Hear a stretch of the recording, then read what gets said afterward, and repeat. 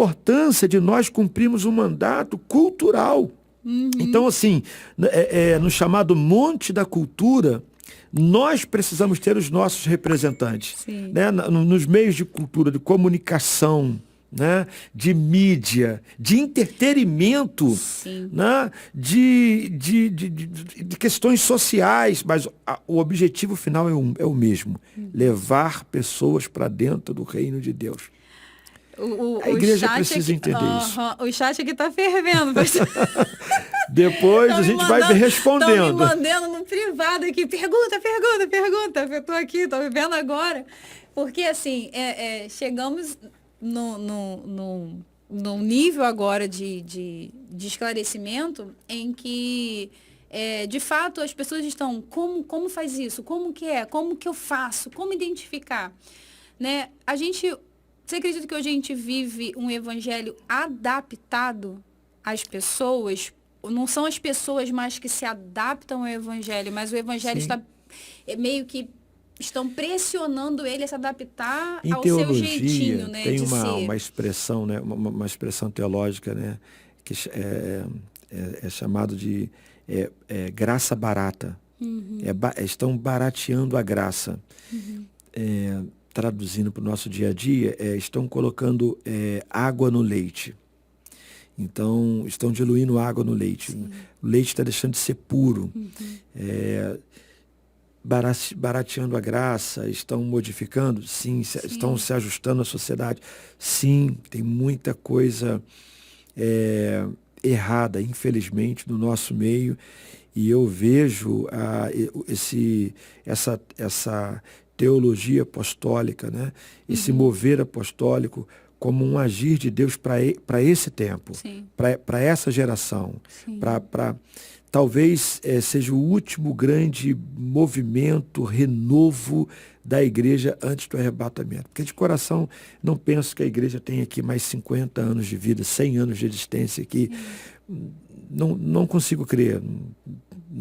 Longe de marcar uma data, né? Não estou fazendo isso. É apenas a minha opinião. Não penso que a igreja vai estar aqui, não eu, mas a igreja, 2080, 2090, 2120, para mim o arrebatamento é antes.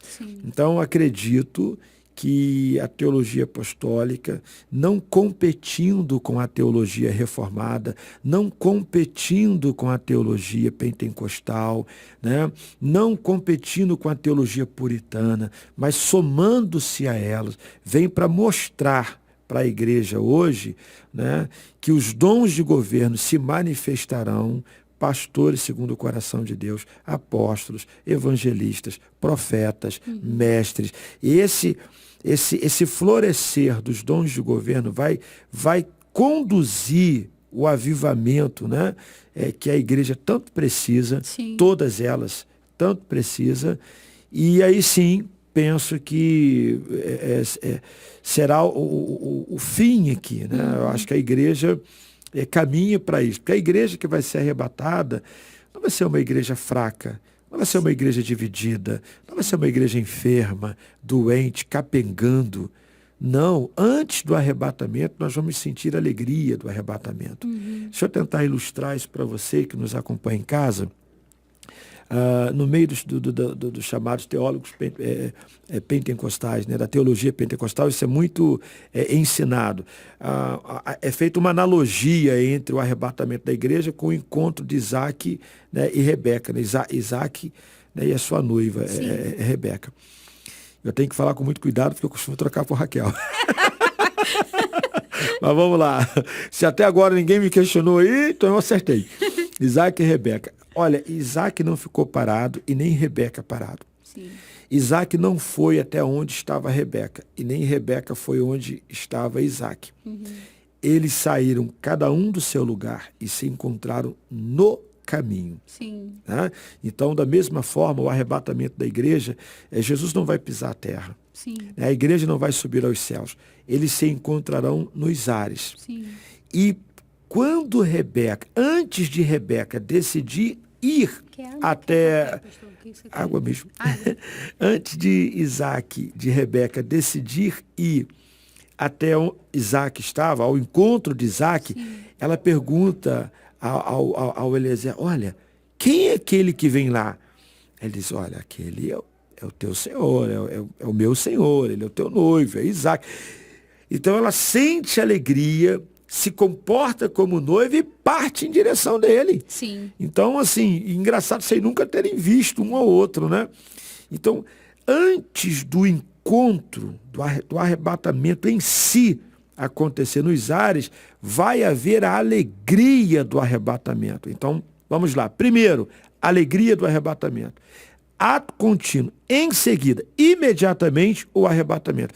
Essa alegria do arrebatamento é o último mover de Deus na igreja, é o último avivamento que nós vamos experimentar. E há muitas promessas de que o Brasil vai ser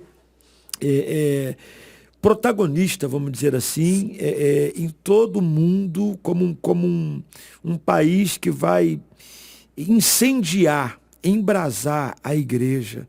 E eu vejo isto começar com o ensino da teologia apostólica, desse mover apostólico.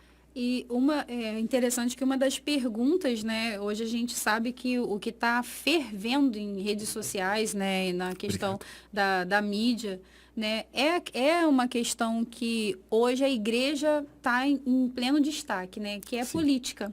Né, e o Rony está até aqui perguntando, ele botou, pergunta para o meu pastor se faz parte do mandato cultural da igreja educar os cristãos politicamente. Isso está sendo feito e como o senhor vê isso hoje aqui no Brasil? Sim, eu penso que sim. É um grande equívoco, né? Eu sei que eu não vou agradar muita gente agora, mas Paulo diz assim, nada temos contra a verdade, senão pela verdade. Sim. Então, a gente, mesmo não concordando, a gente tem que ser respeitoso, né? Uhum. A gente pode ter opinião diferente, mas continuar caminhando junto, né? Respeitando um ao outro. E eu tenho me esforçado nesse sentido. Mas vamos lá. Respondendo então uma pergunta, um grande erro que foi passado por gerações é que igreja não combina com política. Uhum. Né? Por favor, não desvie, não se afaste de Cristo por esta fala minha. Mas isto é um equívoco. A igreja igreja e política não se mistura. É água e óleo. Não necessariamente.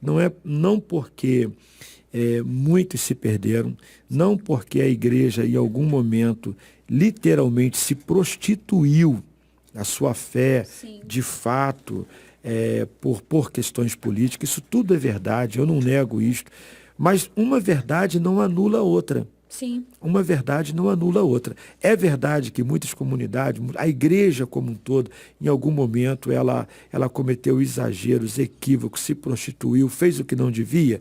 Sim, é verdade. Mas também é verdade que a igreja deve caminhar junto, sim. Exemplo que eu posso dar. Vou dar um exemplo histórico, um dado. Estudem Calvino e Genebra. Os reformados que me acompanham agora, que são muito contrários a essa aproximação da igreja com o Estado, deveriam estudar Calvino. Calvino, Lutero, Zwinglio foram pai da reforma. Então, Zwinglio, inclusive, Débora, morreu numa guerra civil. Ele era pastor, ele era teólogo, mas houve um conflito de classe, ele se posiciona e vai para a guerra. Sim. E morreu. Morreu numa revolução. E ele era um teólogo, me permita dizer aqui, eu penso dessa forma, mais completo que Calvino, inclusive. Se Zwinglio vive mais 10, 15 anos, nós estaríamos estudando as obras de Zwinglio, não as obras de Calvino. Sim. Só para você ter uma ideia. Então, Calvino governa Genebra. Né? Numa primeira vez, ele foi tão rigoroso que ele foi expulso. Tudo bem, saiu. Quando o caos tomou conta de Genebra, a população foi lá e implorou para que ele voltasse. Ele falou, eu aceito voltar, com algumas condições. Quais? Ele falou, eu quero poder total e absoluto, não quero ser questionado. Estou falando a grosso modo, tá, irmãos? Eles concordaram. Pois bem, 200 anos após a morte de Calvino, Genebra era a capital cultural da Europa, não da Suíça, não ali da Suécia, não ali da região. A Genebra era a capital cultural da Europa, quase 200 anos depois da morte de Calvino. Então, como negar que um posicionamento forte da igreja, né, na cultura de uma sociedade é prejudicial para esta sociedade? Nunca. Nunca. Vai ser sempre benéfico, vai ser sempre uma bênção, né? Então, a igreja tem um papel político importante? Tem. Deve ensinar política na igreja? Deve. Sim. Deve ensinar na escola. Sim. Deve ensinar no ensino fundamental. As pessoas hoje não sabem o que é. Vota em candidato A, B, nome A, B, mas não sabe o que é política de direita, não sabe o que é ser progressista, não sabe o que é ser liberal, não sabe o que é ser socialista, não sabe o que é ser, quais são os partidos de centro. Sim. Quais são os partidos de direita, de ultradireita, de esquerda? Não conhece nada disso, não conhece a história, as pessoas não. Então, assim, essa ignorância política do nosso civismo é que nos conduziu até o momento que nós estamos vivendo hoje, né? Uma nação, eu diria, bem dividida, muito mal politizada, as pessoas não conseguem conversar 10 minutos de política sem uma querer pegar uma arma e dar um tiro na cara da outra. Sim. Um absurdo, né? Não há compreensão para o contraditório, não há espaço para o contraditório. As pessoas defendem um partido político, mas não sabem, nunca leram o estatuto político, o estatuto daquele partido político. Eu defendo o partido A, B, C, mas você sabe o que o partido defende? Não. Como é que você defende o partido ABC? Não é capaz de morrer pela cruz de Cristo, mas é capaz de romper com a família por uma questão política. Sabe, Jesus disse assim, olha, quem não negar pai, mãe, filho, por amor a mim, não é digno de mim. Mas as pessoas colocam tudo na frente da fé, mas jogam a família no lixo por um posicionamento político. Sim. Diferente. Então, isto é fruto da nossa ignorância. Então, a igreja tem que ensinar, sim, não ensinar, o Débora e todos que nos acompanham, sim, em quem votar. Vocês têm que votar no candidato fulano de tal. Não é isso, não estou falando disso. Uhum. Eu estou falando de ensinar os nossos valores. Vamos ser honestos. Tem uma pauta que é boa para o Brasil, que tem que ser voltada, a gente tem que entender.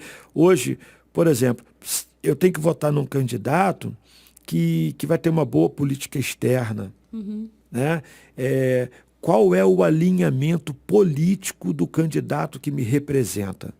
No mundo, esse político que me representa está alinhado com qual nação? E aí eu tenho que falar também como cristão. Por exemplo, se é inimigo declarado de Israel, sim, então eu não sou cristão. Sim.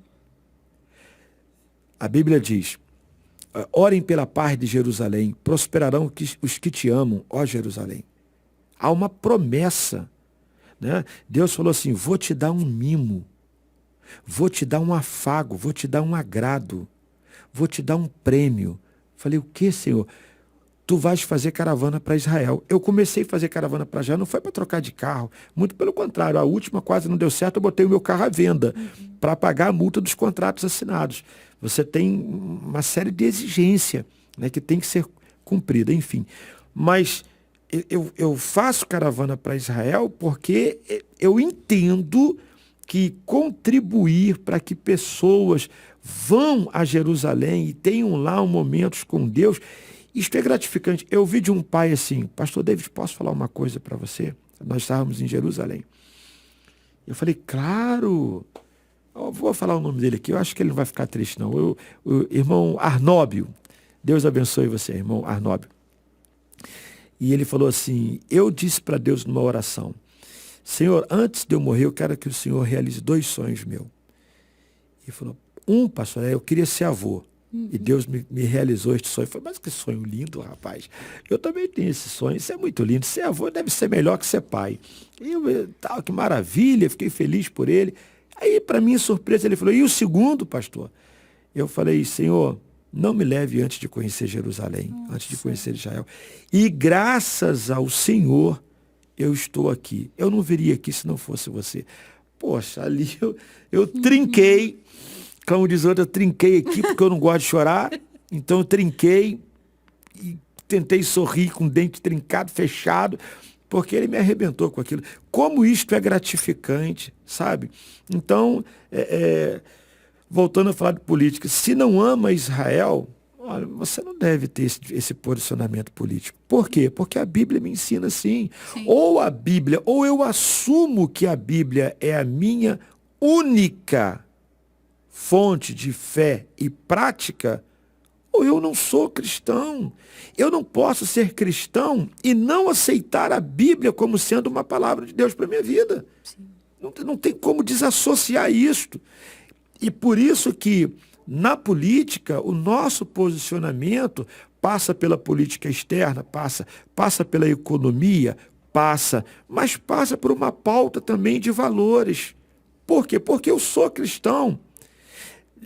Eu sou brasileiro e sou cristão. Eu diria que não, me perdoa. Me perdoa, mas eu diria que não. Eu sou cristão brasileiro. Eu sou cristão brasileiro. Eu amo o Brasil, eu amo a nossa pátria, eu quero o melhor para o nosso país, ponto com, ponto céu. Mas eu sou cristão. Eu não posso negociar isto. Eu não posso defender aborto. Me perdoe quem pensa diferente. Eu respeito todo mundo, mas as pessoas têm que me respeitar também. Eu não posso defender a liberação de drogas. Eu não posso defender o que, meu Deus? Por exemplo, a ideologia de gênero, a desconstrução da família. E me perdoe, não é da família tradicional. Se eu não aceito igreja missionária, eu não vou ceder para a família tradicional. Ou é igreja ou não é. Ou é família ou não é.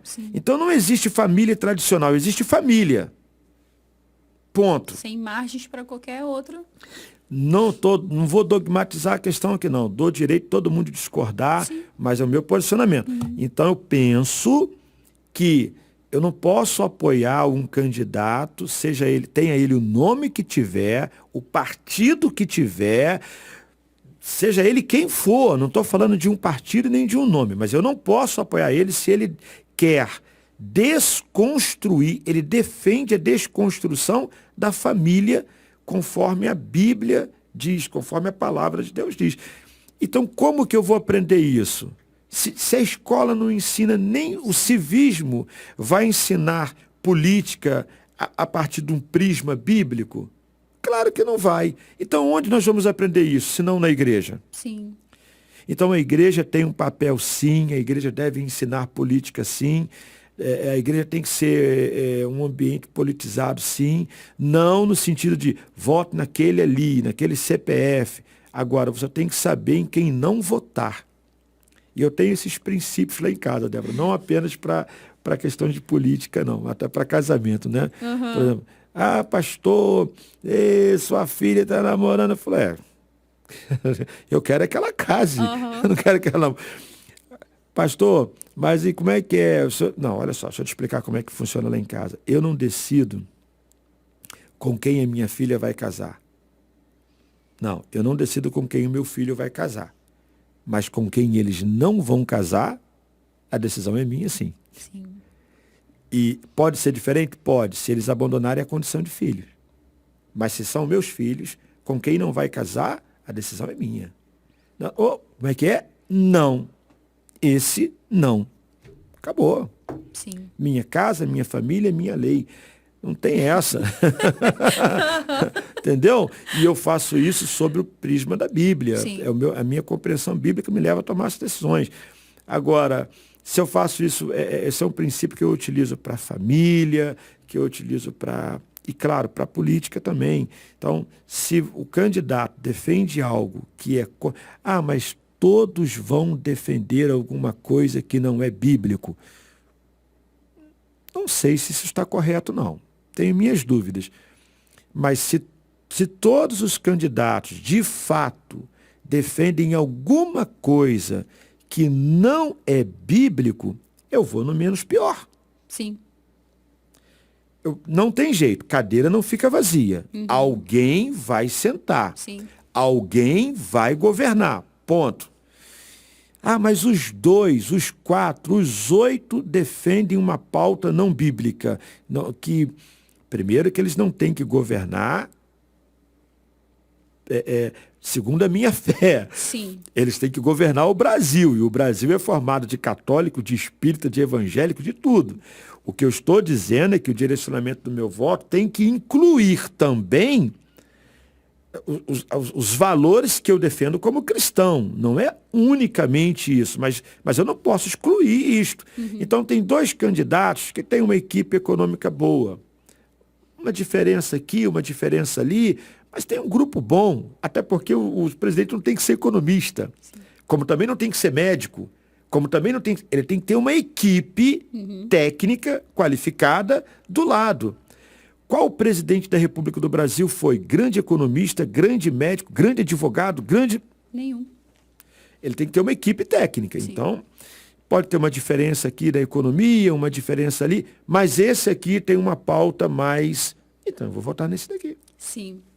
Então, respondendo a pergunta, sim, eu acho que a igreja tem que se posicionar, não dizer em quem vai votar, sim, mas dizer quais são os nossos valores, porque nos posicionamos contra isso ou aquilo, e mostrar a luz da Bíblia. E quer ter uma experiência histórica, veja Calvino em Genebra e o belíssimo trabalho que ele desenvolveu lá enquanto governou a cidade. Já fica a dica, até eu vou pesquisar, porque é uma coisa, é um assunto Bacana, interessante, bacana. né? E eu acho que quando a informação chega na gente, essa inocência, né? Ou essa ignorância, né? As pessoas, eu acho muito interessante a forma como o senhor também coloca sempre a questão das palavras, né? As nomenclaturas, elas dizem muito, e às vezes a gente cria hábitos, né? E vai reafirmando aquilo até que seja uma verdade, e a desconstrução disso é muito difícil. Dolorida. Falar as palavras corretas para a situação correta, né? Então, assim, é informação. Uma das coisas que eu lembro que na minha casa começou a acontecer, eu lembro que até meu pastor Wilson, né? O Wilson também, né? O Wilson Delgado, quase que foi o Wilson David também. E ele com muito amor, né, numa época também da nossa igreja, que era bem tradicional, ele falou sobre questão de posicionamento político, né? E, inclusive, ele falou sobre o voto nulo, que é pecado.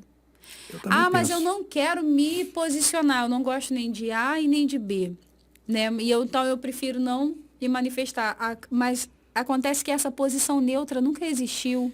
Não, porque você acaba favorecendo um lado, né? Quando você não se posiciona.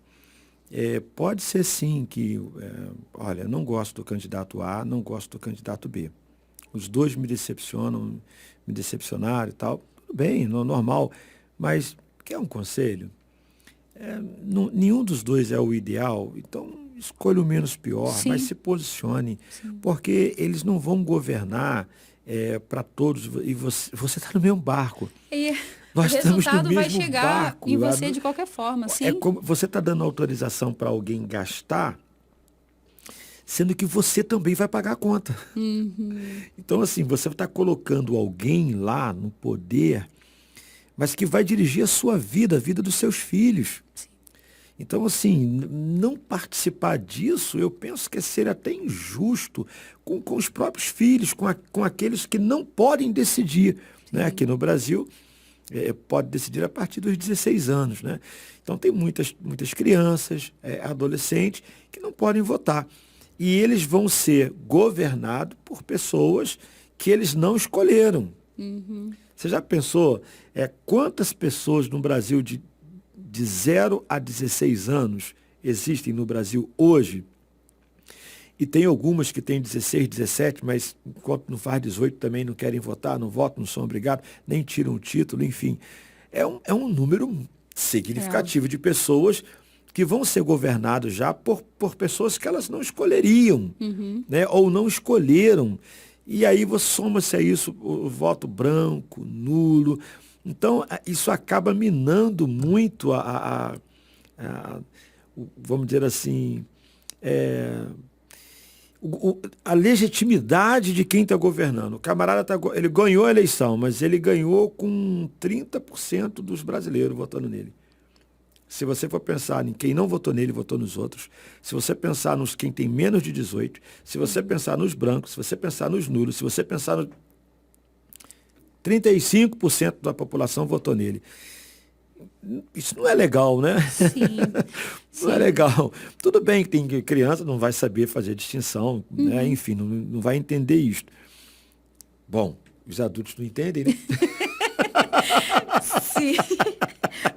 Tá puxado. Mas é uma coisa assim, a gente até me lembro, né, do início, né, de quem está falando do podcast, essa questão de posicionamento, né? Parece uma coisa simples, mas é um norte, né? Um norteador da nossa vida. Nasci homem e nasci crente. São certezas que você carrega.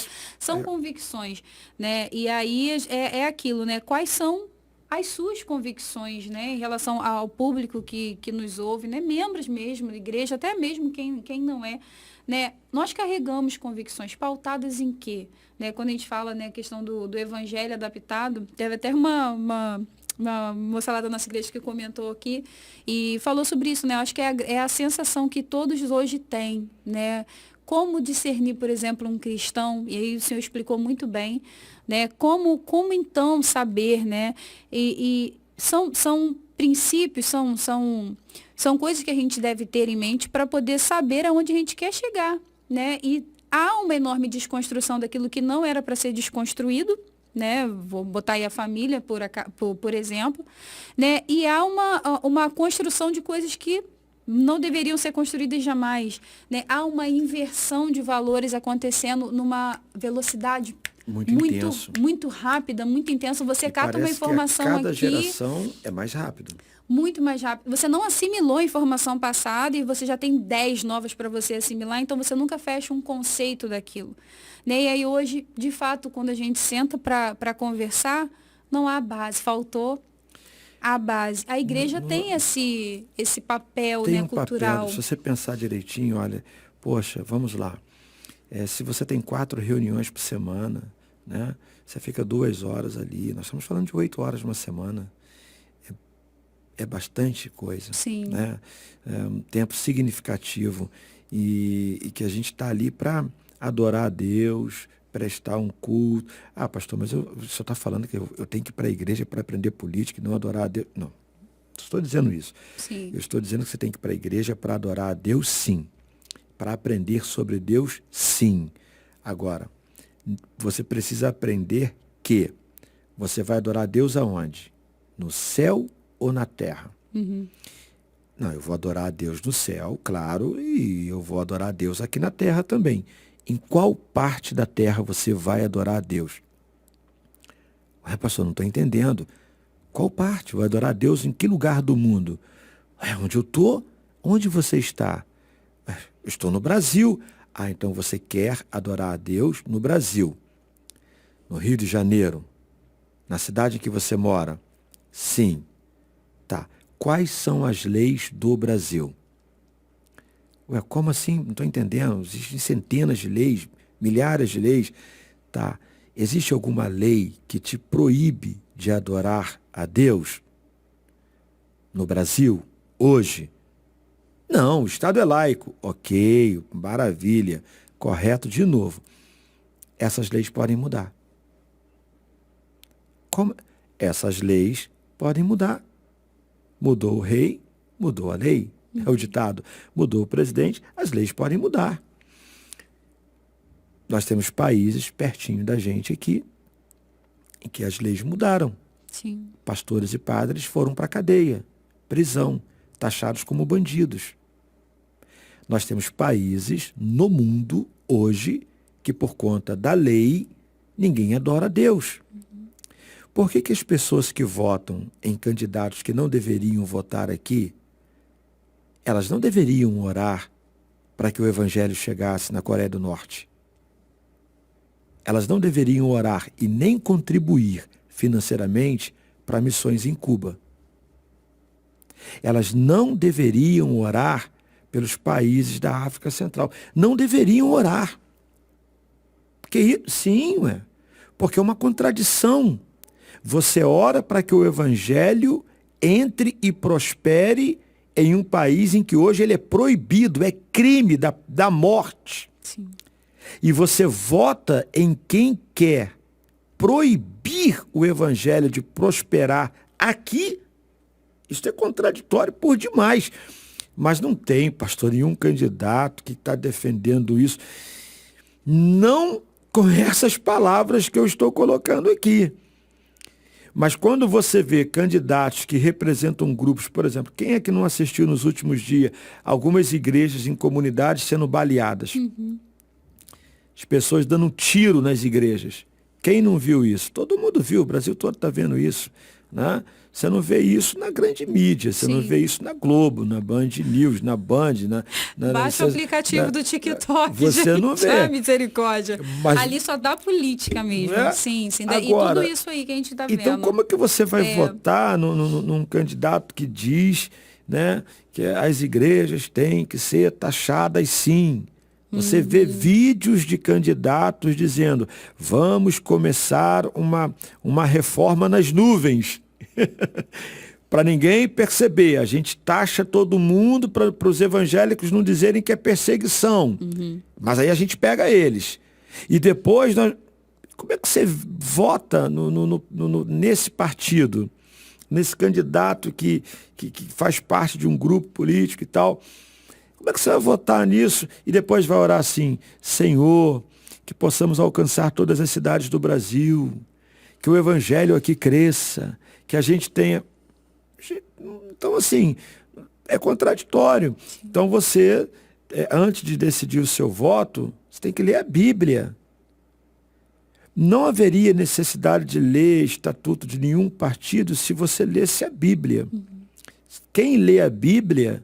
Quem tem familiaridade com a Bíblia, com a palavra de Deus, quem não está disposto a negociar com o Evangelho, não erra na hora de votar.